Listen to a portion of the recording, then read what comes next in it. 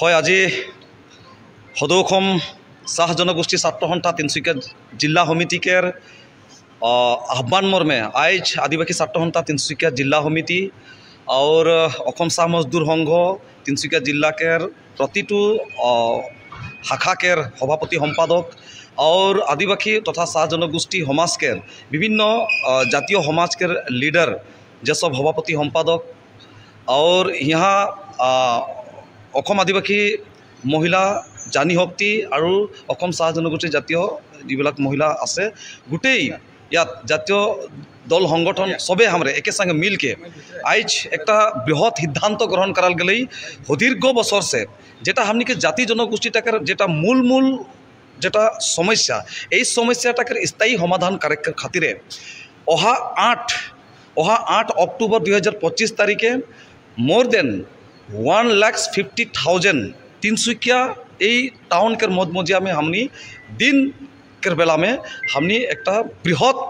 बर्तमान हाकनिष्ठ बीजेपी सरकार के विरुद्ध में हमनी एक गणतांत्रिक बृहत आंदोलन करार लगिन जाती और ये आंदोलनटा रही जे आसाम में बसबास कराल ये आदिवासी व चाह जनगोष्ठी मन के जेठू मट्टी के पट्टा जनजातिकरण के मर्यादा और चाह श्रमिक मन के जे न्यूनतम मंजूरी आईन के मुताबिक 551 टका प्रतिदिन के हाजिरा यही मूल दाबी के लेके हमनी एक बृहत माने गणतांत्रिक आंदोलन हुई और ये आंदोलन में समग्र तिनसुकिया जिला के अंतर्गत में जितना भी चाय बागान सब बंद कराल जाए उदिन सब बंद रही और स्पष्ट भाव चाय बागान के बस्ती के सब मान दले बोले पैदल हो गाड़ी में बाइक में सब मान के निकल के आवे के लगी निजर लगिन हमनी आदिवासी छात्र संस्था और असम चाह जनगोष्ठी छात्र संस्था तिनसुकिया जिला समिति बाटे से हमनी आह्वान कराती হয়। আজি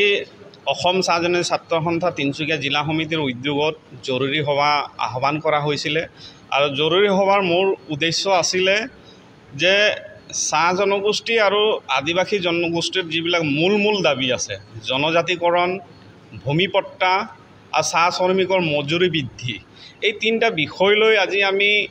আদিবাসী ছাত্ৰ সন্থা অসম চাহ মজদুৰ সংঘ আৰু চাহ ছাত্ৰ সন্থা এক আলোচনা কৰোঁ আৰু এই আলোচনাত আমাৰ কেইবাটাও গুৰুত্বপূৰ্ণ সিদ্ধান্ত গ্ৰহণ কৰা হৈছে আৰু অহা 8 অক্টোবৰ তাৰিখে আমি চৰকাৰৰ বিৰুদ্ধে এটা প্ৰতিবাদী আমি সমদল আমি উলিয়াম বুলি আমি চিন্তা চৰ্চা কৰিছোঁ চাহ জনগোষ্ঠী আৰু আদিবাসী জনগোষ্ঠীৰ সহযোগত এইখিনি কথা আমি আজি ইয়াত সকলোৱে আলোচনা কৰিছোঁ। আমাৰ মাজত উপস্থিত আছিলে অসম চাহ মজদুৰ সংঘৰ পানীতোলা শাখাৰ সম্পাদক ৰাজু চাহু ডাঙৰীয়া, ডুমডুমা শাখাৰ সম্পাদক ৰাহুল তাঁতী ডাঙৰীয়া, আদিবাসী ছাত্ৰ সন্থাৰ তিনিচুকীয়া জিলা সমিতিৰ সম্পাদক জাৰ্নেল মিঞ্চ আৰু বহুতো আমাৰ চাহ জনগোষ্ঠী আৰু আদিবাসী জনগোষ্ঠীৰ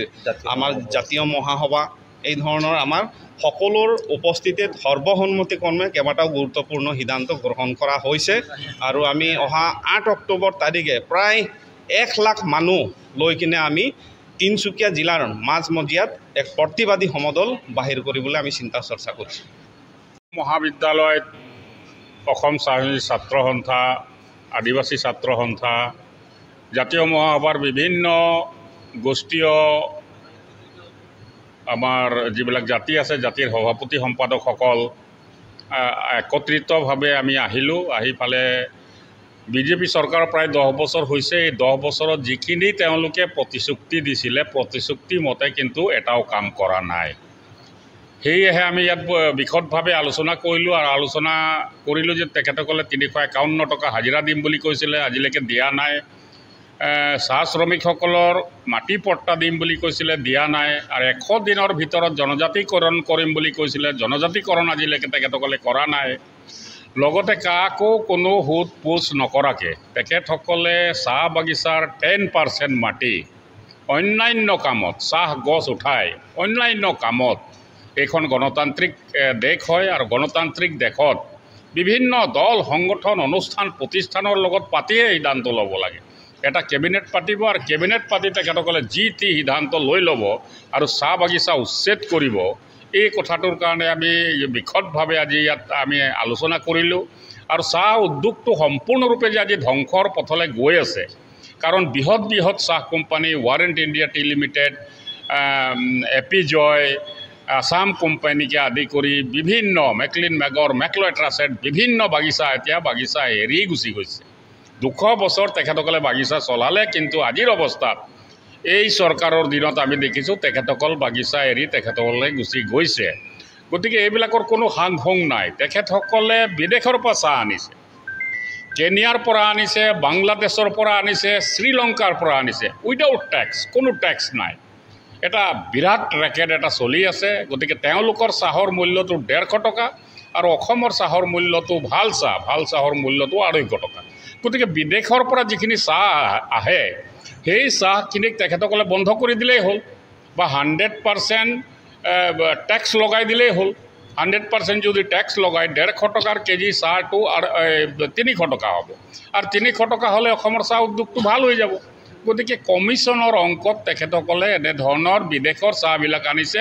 আৰু ভাৰতবৰ্ষৰ অসমৰ যিবিলাক ইণ্ডাষ্ট্ৰি আছে ইণ্ডাষ্ট্ৰিবিলাক ধ্বংসৰ মুখলৈ গৈছে তাৰে প্ৰতিবাদত আমি আলোচনা কৰিলোঁ আৰু 8 তাৰিখে এক প্ৰতিবাদী কাৰ্যসূচী গ্ৰহণ কৰা হৈছে নিশ্চয় আমি সকলোৱে এই প্ৰতিবাদ কাৰ্যসূচীত অংশগ্ৰহণ কৰিম